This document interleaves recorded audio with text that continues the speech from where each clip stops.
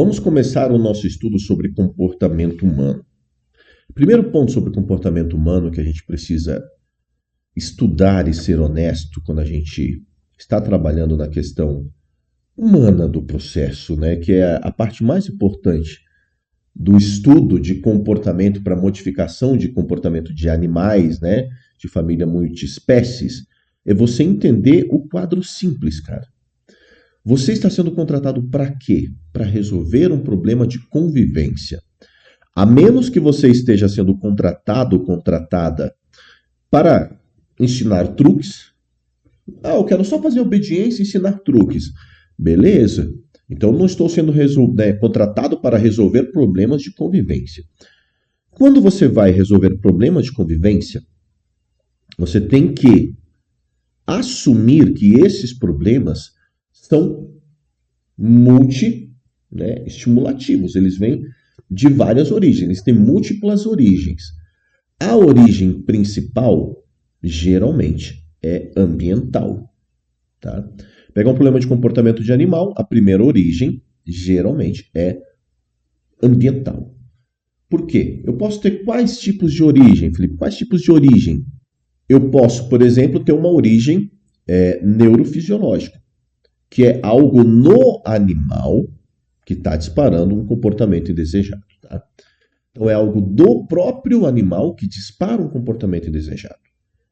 Então, aí eu tenho uma origem, vamos dizer assim, como a gente fala, uma origem biológica, ou em até alguns casos de transtornos, distúrbios, uma origem clínica.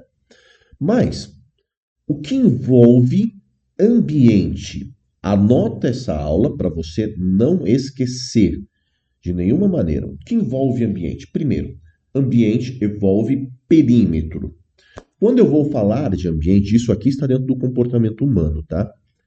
Quando eu vou falar de ambiente, eu preciso entender que esse ambiente ao qual eu falo tem um perímetro. Tá? Ele tem uma área específica. Então, qual é a área? Qual é o local ao qual eu me refiro? Esse comportamento acontece muito em casa. Beleza? Qual é, o local casa? Mas ele acontece aonde? Na sala, no quarto, no terreno da sua casa, na frente, atrás, na garagem? Então eu preciso estabelecer perímetro. Por que eu preciso estabelecer perímetro? Anota essas coisas aí, tá? Anota. Vai anotando agora. Ambiente, perímetro. Dentro do perímetro, eu tenho objetos que são imóveis, inanimados. Anota isso. Perímetro, objetos inanimados. O que é um objeto inanimado? Uma cadeira é um objeto inanimado. Uma mesa é um objeto inanimado. Uma cama é um objeto inanimado. Eu tenho objetos animados. O que são objetos animados? Um celular é um objeto animado, tá? Porque pode produzir som. Uma televisão é um objeto animado. Por quê? Ela não está só, apesar dela não estar andando pela casa, mas ela tem, várias funções ali. Ela tem som, tem imagens acontecendo. Olha que surpreendente. Uma máquina de lavar roupa é um objeto animado. Um carro, uma moto, é um objeto animado. Você entendeu essa diferença? Um objeto inanimado, basicamente, não funciona. Um objeto animado, ele funciona. Principal diferença. Perímetro, objeto inanimado, objeto animado. Eu tenho, dentro dessa análise toda, e está no começo do comportamento humano, eu tenho a análise de seres vivos simples. Tá? O que são seres vivos simples? Seres vivos simples. Eu vou pegar, por exemplo, uma barata, um mosquito. São coisas que são seres vivos simples. Tá? Eles não têm uma interação de aprendizado com aquele indivíduo. Isso é importante. Tá? Eles não têm uma interação de aprendizado com aquele indivíduo. Eu tenho indivíduos de nível médio. Tá anotando? Tá anotando isso? Tá, vem pegando lá. Ambiente, perímetro, objetos inanimados, objetos animados, seres simples, seres de nível médio, onde a gente encaixa um cachorro, um gato, um passarinho, tá? São seres que vão ter respostas particulares àquele animal que eu estou treinando.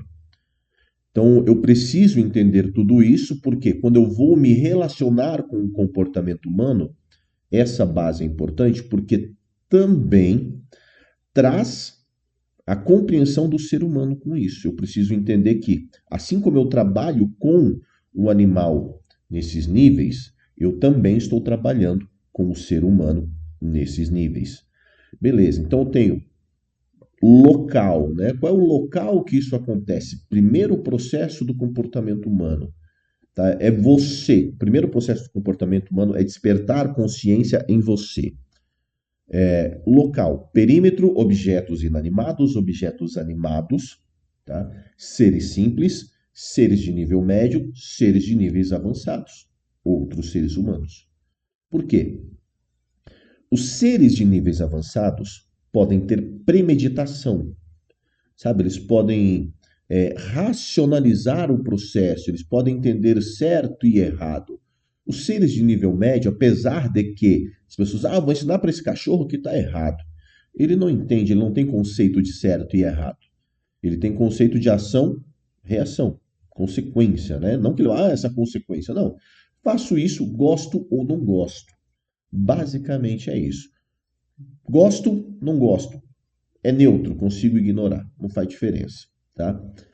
Então, não que a gente ensine que isso é errado, ensina que isso não é tão bom quanto outras coisas são mais legais, tá? Bom, se a gente está estudando na parte, já estudou na parte de comportamento, a base, né, do que é o novo adestramento, toda essa parte de introdução neurofisiológica.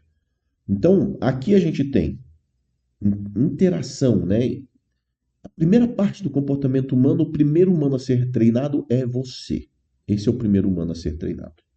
Então, a gente, na especialização de comportamento humano, entenda, quando eu venho tratar um comportamento, até para eu poder me comunicar com um outro ser humano, eu tenho que entender quais são as variáveis, porque senão eu sou o primeiro humano não treinado nesse processo.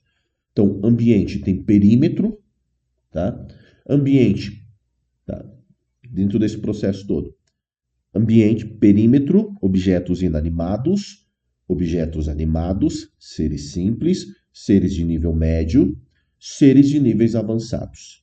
Beleza.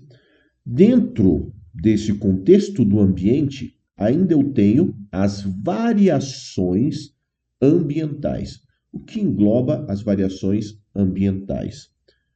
Temperatura, luminosidade, som, várias outras coisas que você percebe que podem compor esse ambiente e podem alterar o comportamento do animal que você está treinando. Se você não tem desperto isso no seu treinamento, tá? Está falando de comportamento humano aplicado ao treinamento PET. Então aqui a gente vai entrar nesse módulo onde você entende realmente o comportamento humano além da fábula, né? Daquele dito preguiçoso de adestrador. Meu cliente não quer fazer, meu cliente não faz, meu cliente isso, aquele chororô. Lógico, tem pessoas que são difíceis e que realmente não estão dispostas a mudar? Sim, tem. Mas em comparação à quantidade que os profissionais afirmam que tem, é ridiculamente menor.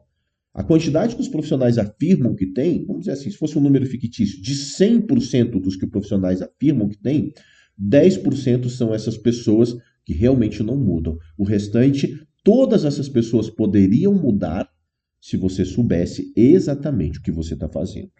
Tá? Se você souber exatamente o que você está fazendo, você tem a mudança dessas pessoas.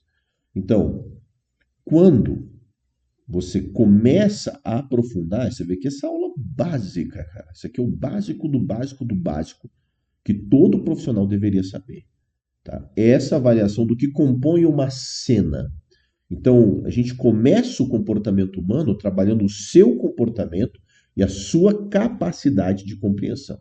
Inclusive, eu falo, se seu comportamento até aqui não anotou tudo o que eu disse, você precisa trabalhar muito mais o seu comportamento do que o comportamento dos humanos que você está treinando.